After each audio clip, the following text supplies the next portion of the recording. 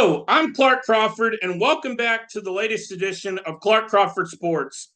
Today's edition will feature an Astros versus Angels series recap, plus Astros versus A's, which begins tonight, series preview, along with other news and notes regarding the Astros, some injury updates, and well, there's going to be very soon a welcome back to a player that many of you on social media are not taking kind to. We're going to get into all of that right here, right now. So the latest edition of Clark Crawford Sports begins right now. Astros versus Angels series recap. The Astros lose game one on Monday, 9-7, a game they led 6-1 at one point. And the issue in that game was Framber Valdez. He ends up going 5 innings, giving up 8 runs. And, well, that did it because the Astros lost that game 9-7. Framber gives up 8 runs and you only score 7. Now, the reason this game is making so many headlines with the Astros was known after the game that Framber went away from the Astros game plan, which was working really well against the Angel hitters so far through 4 innings. He had only given up the 1 run early in the game, and in the second, third, and fourth, he posts zeros across the board. So the Astros, who were up 6-1, headed into the 5th inning, thanks to a Mauricio Dubon 2-run homer and a Jose Altuve 3-run homer, the highlights of the scoring output from the second and fourth innings. Framber just went nuclear and decided to erupt and go back to bad Framber. I've said it before, and I'm going to say it again. The scary thing is Framber can be a really good pitcher, but you just never know which guy is going to show up. The guy that apparently goes away from the game plan in the 5th inning that's working really well and he has a good pitch count, or the guy who is going to give you 7 innings of 2 runs and the Astros win 5-2. You never know who's going to show up. It's really scary, and to me, it raises the question, and I don't have anything to back it up, but it raises a question of, has Framber done this before, of just randomly going away from a game plan? Stuck with the game plan, even though the Astros had a 7-3 homestand, we could be looking at an 8-2 or potentially a 9-1 homestand because of the results that happened on Tuesday and Wednesday. Now, Tuesday's results, the Astros win in the 10th inning 6-5 on Jeremy Pena's walk-off hit. Thankfully, John Singleton's big 3-run home run, and of course Kyle Tucker's 2-home-run game to give him 17 on the year were the highlights of the night as the Astros win the game 6-5. Josh Hader, also to give him his credit, he goes 2 innings with no hits, 4 strikeouts, shutting the door in the 9th and 10th innings with the game tied as the Astros went on to win the game. Josh Hader has now lowered his season ERA to 4.09. That's a great sight. I know it doesn't sound great in the long run, but hey, Josh Hader's got his ERA right around that 4 mark, and I expect it to continue to lower as Josh Hader has definitely been excellent in the past 3 weeks. So the other note from Tuesday's game was Christian Javier goes 4 innings, giving up 4 runs, all of them earned, 3 walks and only 1 strikeout. He threw 71 pitches. Just like with Framber, I'm a little scared of Javier. They both, since coming back from their injuries, have had one good start and a couple of bad starts. It's a little concerning. I know it's not a large sample size to go through, just a handful of starts, but now looking at it, I'm a little concerned with both pitchers. Now, it does not mean they're going to struggle the rest of the season, but it certainly raises some questions on both pitchers of, hey, we really need you to step up because we're still 6 games under 500, but you're not living up to your standards and the contracts that you have, as they extended Christian Javier last year to a 5-year extension, and Framber Valdez on his 2nd year of arbitration is making over $12 million a year. So 2 pitchers not living up to expectations. Let me know what you think about their season so far down below in the comments.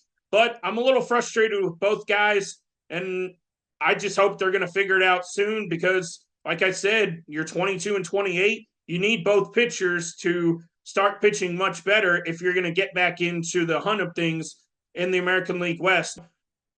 Wednesday's action was an afternoon game, and it did not fare well as the Astros lose the game 2-1. Hunter Brown pitched his tail off in probably his best outing of the season. 6 innings, 2 hits, 2 earned runs, along with 3 strikeouts. He gets the loss in the game because, well, he only gave up a 2-run homer, which it was to the 9-hitter, and it was the guy's first homer of his career. But Hunter Brown pitched really well in this game. And to all the people who are saying, oh, get rid of Hunter Brown, DFA him, send him back down to AAA, Hunter Brown's going to get more run in the major leagues. It's just how it's going to be. He's 25 years old. Not every pitcher pitches like a stud every time out when they're as young as Hunter Brown. As I've said it all season, I still have faith in Hunter Brown, and I believe he's going to turn things around. Now, how quickly, I don't know. But Hunter Brown, whether we like it or not, he's still going to be in the long-term plans of this ball club. And that's just the facts of things. I think Hunter Brown will still be a good major league pitcher. Whether he becomes your ace, number 2, I think it's more likely he's a potential good number 3 or number 4 starter on this Astros team for years to come. And Hunter Brown's going to be around, so deal with it. Like I said, I believe he's really going to turn things around.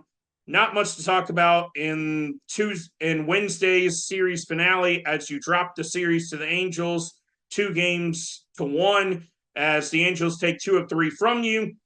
Jeremy Pena hit a ball to left field in the second inning that unfortunately we thought was a home run. It hit the top of the wall and bounced back into play. That was a little bit unlucky. And then also the base running blunders continue to haunt this team as Mauricio Dubon drove in your only run in the 5th inning as he knocked in Jake Myers. But Mauricio Dubon got thrown out trying to stretch a double into a triple. Even though there was only 1 out in the inning, I still think it was a horrible base running mistake. But that's one thing. But that's one thing you got to live with this Astros team is they're not a great base running team. They've been stealing a few more bases lately, but they're just not a good base running team, and they're going to make plenty of mistakes on the bases likely going forward. And this was just another version of that. One simply, the offense didn't hit in a game you let slip away just like it was Monday night. Check on the AOS standings as I've been doing for quite a while now. The Seattle Mariners are your division leaders at 27 and 24. And I'll give you a little preview. The Astros and Mariners play next week in a 4-game series starting on Monday. That's going to be a huge series, especially looking at Seattle's 5-5 in their last 10, along with they're on a 2-game losing streak. So if Seattle struggles this weekend, they could potentially if Seattle struggles this weekend against the Washington Nationals, that could even be a bigger series than it's even looking right now because the Astros are 4.5 games back of Seattle. So if things stood where they are now, both teams win 2 out of 3, or both teams sweep, or both teams get swept, they would be 4.5 back. And if you sweep Seattle, you're only half a game back. So depending on what happens this weekend, that could even turn into more of a monumental series at this point of the year, ending the month of May. Now, the Texas Rangers are 24 and 27, 3 games back of the Mariners, only a game and a half ahead of the Astros, and they've lost 4 straight, and they're 2-8 in their last 10, losing the division lead recently to the Seattle Mariners. Your Houston Astros, 22 and 28, 4.5 back of the Mariners. But here's the thing, they're 7-3 in their last 10, best in the division. The Oakland A's, 21 and 31, 6.5 back to the Mariners. They're on a 1-game win streak, and they're 2-8 in their last 10. And, of course, the lowly Los Angeles Angels, who unfortunately beat my Astros, 2 out of 3. They're 20 and 30, 6.5 back, tied with the A's, last place in the division. They're 5-5 in their last 10. Astros are 15 and 9 since their Mexico City trip. That's a good record. They're going to need a couple more stretches of 15 and 9, preferably 2 or 3 of them, to hopefully win the division and go a lot further and potentially get to their hopes of winning another World Series in 2024. we're going to dive right into the probable pitching matchups in the series, which begins tonight. Astros are going to start Justin Verlander tonight. He's 2-2 with 3.97 ERA, 34 innings pitched, 26 strikeouts. The strikeout numbers are a little down, but he's still Justin Verlander for the most part, as his fastball is still averaging in the mid-90s in velocity. That's a good sign that he's not slowing down too quickly, because the Astros sure need good Justin Verlander to continue their hopes of winning a World Series this year and potentially next year, depending on how many innings Verlander throws this year. That's a big number. If he throws 140 or more, his option kicks in for next year for a ton of money. On the A's side of things, Ross Stripling takes the hill. He's 1-8 with the 5.19 ERA and 52 innings pitched. He's given up 69 hits and 32 strikeouts. I would say this is a game you really need to win. Kick off the opener with the win, especially coming off 2 out of 3 bad losses to the A's. Of course, also the fact that Ross Stripling has a 5.19 ERA. That is atrocious. You need to get to him early, get into the A's bullpen. 2 of the series, Astros will start Spencer Arrighetti, another start in his major league career for his rookie season. He's 2-4 with the 7.16 ERA, 32 and a third innings pitched with 36 strikeouts. Arrighetti pitched really well in his last outing over the weekend against the Brewers. The only issue was Arrighetti started the 7th inning with 81 pitches. He got into trouble in a hurry and ends up giving up 4 runs instead of 1, which he had given up through 6 innings. That's another story for another day. I just want to let you know Arrighetti pitched really well in that game. And as I said in the live stream that I had, I would have kept Arrighetti out there for the 7th inning as well. He's got to learn at some point, put him into a little more pressure situations like that. He only had 81 pitches. I had no issues with the Astros and Joe Espada sending. I had no issues with the Astros sending Arrighetti back out there for a 7th inning. He struggled a little bit, but I think it's a great learning experience for him, continuing to go forward into his future, and hopefully he can stay a mainstay in this rotation to give it some stability, which they've had plenty of injuries from so far this year. JP Sears takes the ball for the 2nd time against the Astros so far this year. He's 3-3 with a 4.31 ERA and 54 and a third innings pitched, 39 strikeouts, 48 hits given up. JP Sears is a solid pitcher, nothing special. He's a left-hander, so it'll be interesting to see what lineup the Astros put out there against him, because Espada likes to mix and match a ton. So that's what I'm looking most forward to, is who gets the starts against the left-hander JP Sears. It should be a good pitching matchup. 2 solid pitchers. Arrighetti still learning, needs another good start to under his belt. He really needs to get that ERA down. And JP Sears, completely capable of mowing the Astros hitters down. I think Saturday afternoon's matchup will be a really good matchup between these 2 pitchers. And lastly, that brings us to Sunday's series finale. Ronel Blanco is the probable starter for the Astros, likely to come off his 10-game suspension and make this start. He's 4-0 with the 2.09 ERA, 47 and third innings pitched, 45 strikeouts.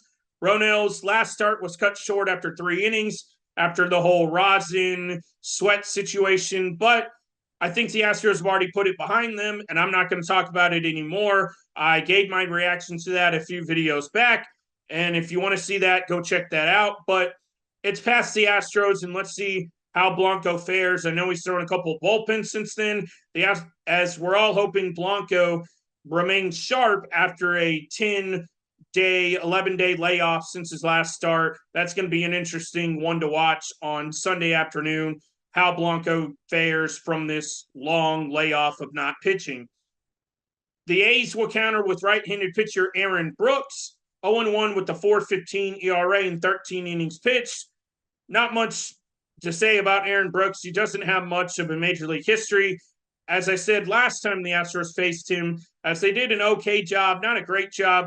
They need to jump all over Brooks early. He doesn't, like I said, he doesn't have much of a major league track history. This is one of those guys you need to get to early, beat up on, because he's not a stud. He's not going to be a stud, and you've got to jump on him and take control of this game. This is another one you've got to have. The Astros really need a series win, if not a series sweep, and I'll be locked in on this series, seeing how the Astros come out, how their attitudes, how their minds are after losing 2 of 3 to the Angels in a series they could have easily swept, improving their season record. Instead, they took a half step backwards. And if you lose another series to the A's, back-to-back series, you've taken 2 steps back instead of taking 2 steps forward. That's what I'm looking most forward to seeing how they perform starting Friday, Saturday, and Sunday against these Oakland A's. The batting leaders, as I've been going over for a while now, because let's give the hitters some love and not just the pitching matchups. Kyle Tucker continues to lead the Astros, 17 home runs now, along with 36 RBIs. His numbers continue to go up. A 288 average is fantastic. He also has a career high over a 400 on base percentage.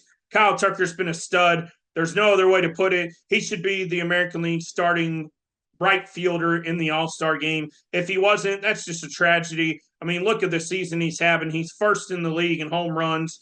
He's up in the top 10 in RBIs and way up there in on-base percentage, and his average is really good as well, 288. Jeremy Pena, as he has for the past couple weeks, continues to lead the Astros in batting average, 326, along with the 364 on base percentage. He's also top 10 in the major league in total hits. Jeremy Pena has been fantastic. The Astros desperately need him to continue his hot start to the season. As I've said it, and I'm going to keep saying it time and time again, that swing change they had him implement over the offseason and in spring training is really paying dividends. Brent Rooker is the A's hottest hitter and their best overall hitter and possibly the best player on their team. He's got 11 homers, a 286 average, and 32 RBIs.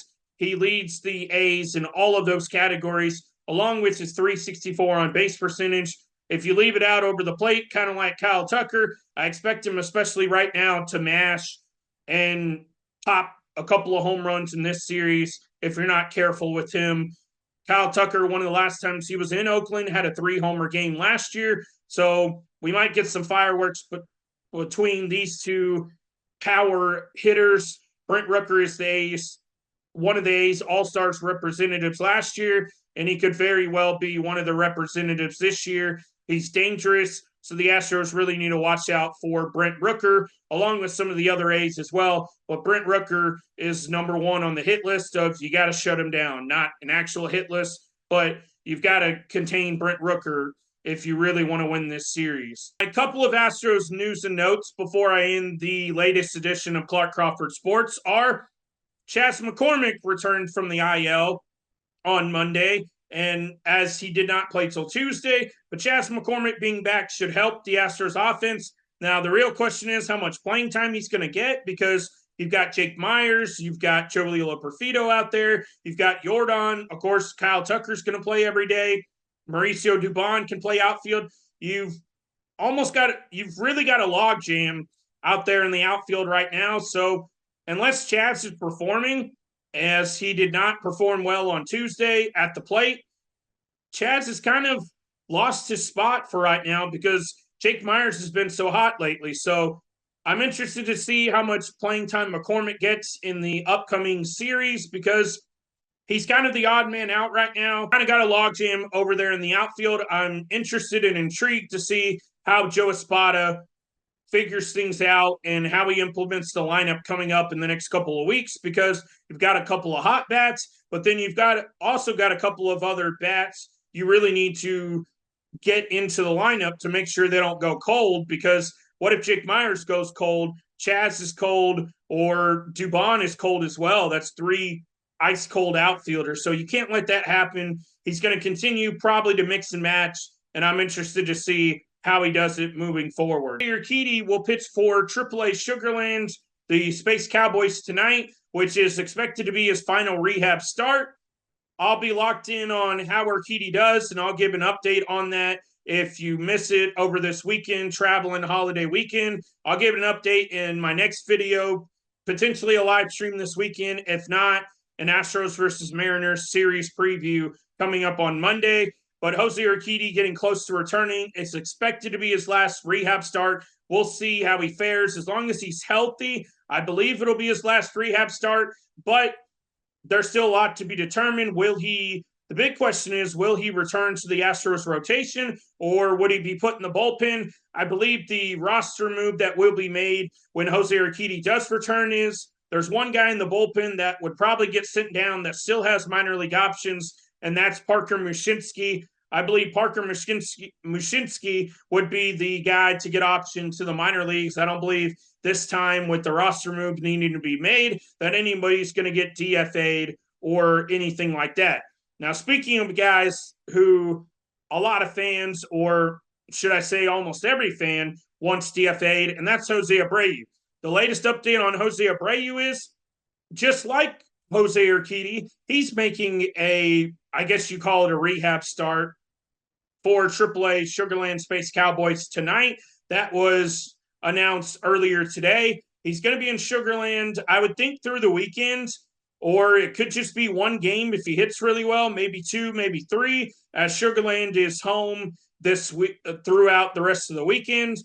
So that's curious and something to keep an eye on. Now, I know a lot of people want Jose Abreu DFA'd, but I've got to mention this, and it's something a lot of you need to hear. And whether you watch my video or not, I'm just here to give you the facts.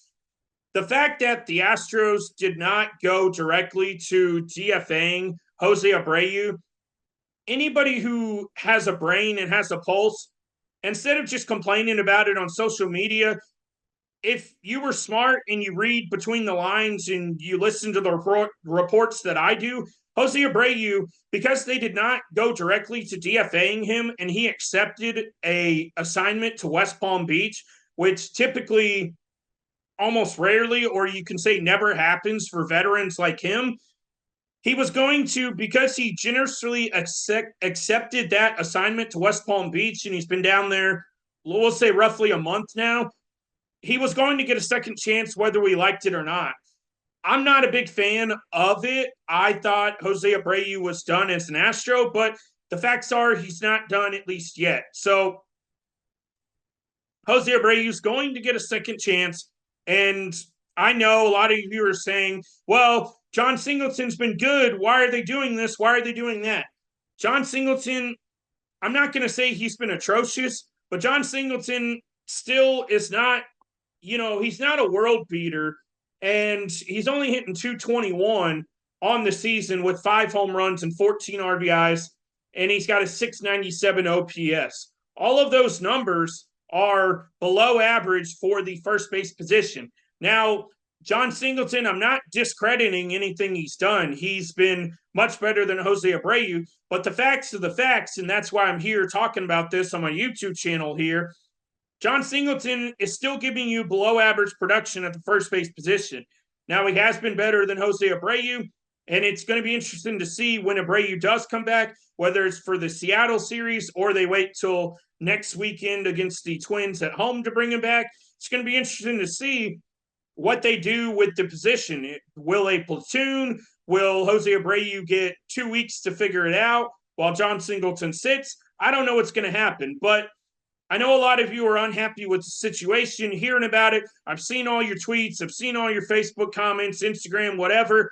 But why are you getting so upset about it? We all knew, if you had followed things like I do, read between the lines, Jose Abreu was still going to get a second chance. So there's no point in sitting here complaining about it, going, oh, this is a bad move, this is that, this is that. He's making $19 million a year. You don't just scrap that from a club, from a team, from basketball, football, whatever sport it is. You don't just say, oh, this guy sucks, kick him to the curb. He's going to get more opportunities because it's all about return on your investment. Think about it like this. If you had $19.5 million and you spent it, and you've gotten, let's say Jose Abreu's given 15% of that return, and you were expecting 80% profit on that investment, and to make money off of it, because we all expected Jose Abreu when he signed the contract last offseason to be good, before the 2023 season. Well, Jose Abreu hasn't been very good. So it's hard to cut your losses when he's making $19.5 million a year. So that's another way to look at it, to say, hey, you're losing money on this investment and it's been a massive failure. But if that's your money, aren't you going to do everything in your power to get the best return on that investment? Which the best return on that investment is Jose Abreu playing well. So that's another way to look at it for you fans out there, to say, hey, who are upset about the move, and he's coming back. And if he sucks and within a couple of weeks and he goes 1 for 30, well, he's probably going to get straight cut and he's not going to be here very long. But they still have that what if factor of, what if Jose Abreu does well and he's able to contribute, and maybe there is a possibility him and Singleton can be a really good platoon at first base. If there's any opportunity, the Astros are going to explore it and deal with it. Jose Abreu's coming back, and there's nothing we can do about it. So all you Astros haters out there on social media, and I know it, not everyone's going to be positive all the time, but how about we shut up and support the guy? Because that's what I'm going to do with Jose Abreu. And he's an Astro right now. I'm going to support the guy till the end of his career, because right now he's an Astro. He's been a good player over his career. And instead of just being down and negative all the time, let's support the players instead of, oh, he went 0 for 4 and cost us a game. Well, yeah, in the moment, I'm going to be pissed off about it as well. But here's the thing. They're humans just like us. So I'm going to give Jose Abreu a second chance this season. Do I have high hopes that Jose Abreu is going to perform well? Absolutely not. But facts are he's coming back. So I'm going to support Jose Abreu. Maybe he's good for us. Do I expect him to be 2020 AL MVP, Jose Abreu? No. But what if he comes back and hits 250 and he's better than John Singleton? The possibility is there. So like I've said, I'm going to support Jose Abreu. So all you people who are complaining, whining, and won't shut up about it, Jose Abreu is coming back. And guess what? There's nothing he can do about it. And for all you that are saying DFA him, I hope he's great, because all of you people who have been so negative about the situation, just shut up about it. And I'm going to sit here and show you my video. If he's good, I'm going to post this video every day on all the Astros fan pages to say, hey, I was the supporter of Jose Abreu coming back, and all of you were the haters and negative people about it. So with that being said, that's a little rant about Jose Abreu. That's going to do it for the latest edition of Clark Crawford Sports. Like, subscribe, comment on my videos, subscribe to my channel. I'll see all of you in the next edition, either a live stream this weekend or in the latest edition of an Astros series preview against the Mariners coming up on Monday. Thank you all for watching, and subscribe to my channel.